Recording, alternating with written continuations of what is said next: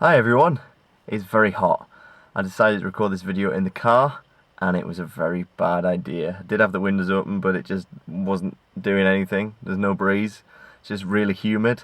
I thought that the hot weather had gone because there's no sun out today, but it's just feels like storm weather. If I look a bit hot, bothered and sweaty, then I do apologise, but you know, I want to get this video done for you. Like Helena was saying on the last vlog, we're off to Euro Disney and we decided that we were going to drive. We thought it would be cheaper than flying or getting the Eurostar. So we're going to drive, and it's a bit of an adventure as well. We get to take our car on a bit of a road trip. So we drive from where we are to Dover. We get on the ferry at Dover, go over to Calais. At Calais to the Davy Crockett Ranch. And then it's just a short drive from the Davy Crockett Ranch to the Disney Park. I just said, yeah, I'll drive, not really knowing you need quite a bit of stuff in your car if you're going to drive over in France. So, there are two websites that I primarily went to. I went to the AA website where they've got a document that you can download, and that's really helpful. And I went to drive-france.com. If you put driving in France into Google, then there's lots of different pages that come up, but I thought those two were the most helpful. And also a good source of information was Helena's dad, because he's done the journey before. Helena, I believe, was taken over there when she was younger with family.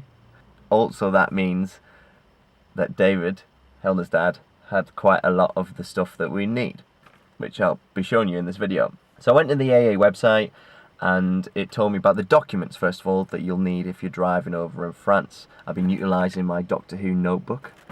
In terms of documentation, you need to bring your certificate of insurance to prove that you have insurance for Europe. I am with Admiral. That's not an ad, it's just to tell you that Admiral does have European cover if you're thinking of going for insurance. I knew when I had to renew my insurance that we were going to be going to Euro Disney, so I knew that the insurance I picked needed to have European car insurance, and on the second part of the certificate it does say European car insurance cover. Certificate is valid for Great Britain, Northern Ireland, Isle of Man and Channel Islands, any other country which is a member of the European Union. You need your passport. It's very important. Don't go leaving your passport at home. I remember I once was travelling to Greece and we were leaving from Sheffield. I think we were leaving from Sheffield, flying from Sheffield, and I wasn't driving at this point, didn't have a car. I realised the day before that I needed my passport. I had to get on a train, go back up to Newcastle, straight into my house, pick up my passport, go back to the train station, get back on the train, travel back down to Sheffield, go to the airport and then fly. I've also got with me my counterpart driving licence, along with my licence which will be in my wallet. V5 logbook, it also says that you need to bring with you. MOT, if your car is 3 years old or more, then you need to make sure you have your MOT with you so you can show it to somebody and prove to them that your car has passed. I get all this information, drive-france.com, and a bit of it was on the AA as well. Breakdown cover. Oh, if you've watched one of our other videos, you'll know that my car did break down when we were trying to get to Bath, I always say that wrong. I'm driving to France. Fingers crossed and touch wood, nothing is going to happen, but yeah, better to be safe than sorry. I've been going on the price comparison websites. The cheapest I've been able to get it is £50, which I don't think is too bad for 4 days. Also, if you're looking for information, if you've booked it online for Disneyland Paris, you'll get this little booklet. It'll come with some luggage labels, and in this booklet you've got all the information on the parks, the rides, meal plans, but it's also got a little bit about driving in Disneyland as well. It tells you the route from Calais, tells you the easiest route, so that's good to have with you in the car. And it says be aware of the rules to follow when you drive in France. Drive on the right. Everyone in the car must wear a seatbelt. Children under 10 aren't allowed to travel in the front passenger seat. You must have high visibility vests, warning triangles, approved breathalyzer and headlamp converters in your vehicle. So we've got the list of everything we need. Let's see if we've got everything to drive in France. First one, high visibility vests. So you need to have a visibility vest for each person that's inside the car. It's going to be myself, it's going to be Helena. So we need 2 high-vis vests. Helena's parents already had these from the last time that they travelled to France in the car. This is for if you, oh no, dreaded scenario again, if you break down, you need to get out of the car, you need to stand by the roadside, have to have your high visibility vest on so that other drivers can see you. So again, the scenario that you've broken down, you're standing by the side of the road with your high vis vests on, that's warning the drivers that you're there, but you need to warn your drivers that the car is broken down. So your hazard lights will be on, but you'll also need something to put behind the car. You'll need your warning triangle. Thankfully, I've never had to put one of these up. Very easy. Okay, there's your warning triangle. Next, approved breathalyzer. So we have got the breathalyzer, we got a 2-pack and we got it from Amazon, wasn't very much at all. Certified by Transcom International. On the back it's got the list of instructions. It's a weird one, the breathalyzer thing, because on the internet it says that you are breaking the law if you don't have a breathalyzer if you're pulled over. But if you don't have a breathalyzer with you, then you can't be penalised, you can't be fined. How does that work then? We've got it anyway. Headlamp converters.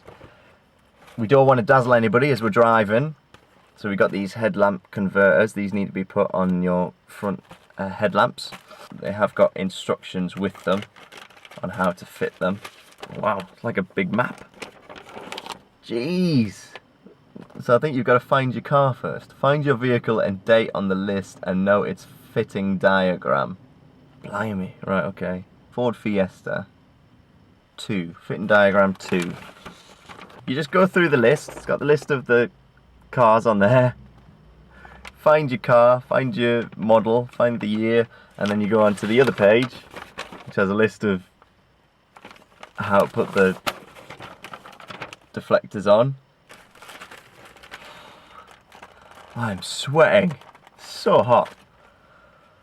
Oh, I'm melting. We've done high visibility vests, warning triangles, breathalyzer, headlight converters. If visibility is poor, you're advised to use dipped headlights even in daytime.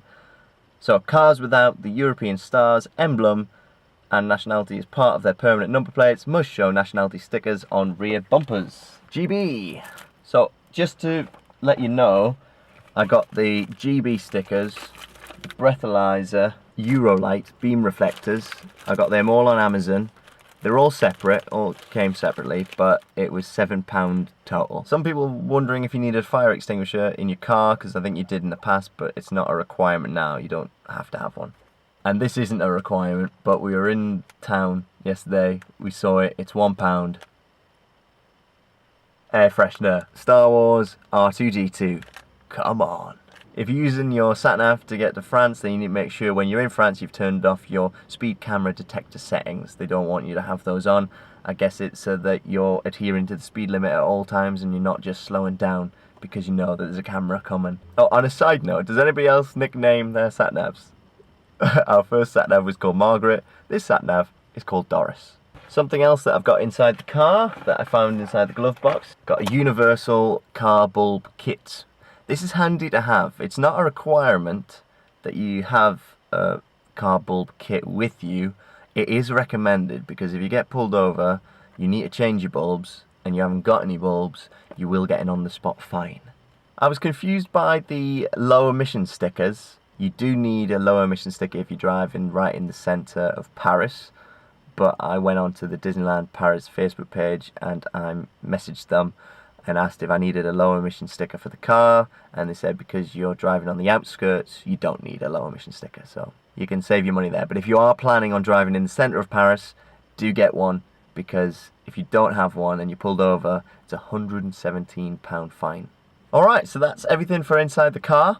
Let's just go through it one more time. Let's go through it quickly. Alright, this is like the generation game. Insurance documents, counterpart driving licence, universal car bulb kit, sat-nav, GB sticker, breathalyzer, Eurolight beam reflectors, warning triangle, high-vis vests, a windy-up torch.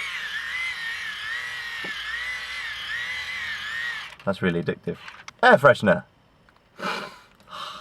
and a mug for tea. there we are. That's everything inside the car that I have. You want to double check what you need, go to the AA, go to drive-france.com, or just consult the book that comes when you get your luggage tags and your confirmation. It's really handy, this, and we were using this last night to write down what we're going to be doing each day, planning each day. It's only 4 nights, you've got to be organised. But it's not over yet. I'm going to do a few more bits and bobs. I'm going to, not right now because it's just started raining, but once the rain stops, I'm going to hoover the inside of the car. I'm going to wash the outside of the car, although it's been raining now, so it's sort of technically getting a wash. I might do it anyway. Then I need to check the oil, I need to check the screen wash, I need to check my tyres are inflated, I need to check the tyre tread depth, and what else do I need to do? Pack.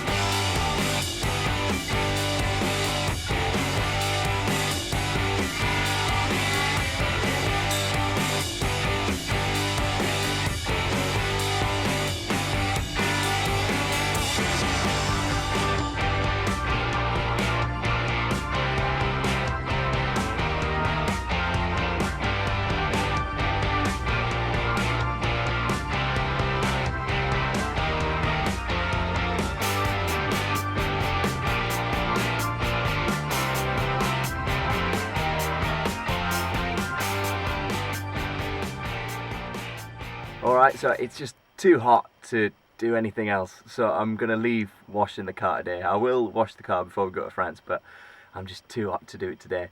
So I have reordered the glove compartment, put a lot of the stuff that we need in there, so it's easily reachable. And speaking of easily reachable, you need to have your reflective jackets at hand should you break down, so that's why you may have seen me put them behind the passenger seat, because then if we do break down and you've got to get out of the car, I can just reach down and grab them. So yeah, apart from washing the car, I've hoovered the inside of the car, so it's looking all neat. We got rid of some of that deer food that we collected at Longleat. Everything's spick, span and in working order. I checked under the hood, checked the oil was fine, checked the screen wash, that was fine. I topped it up a tiny little bit.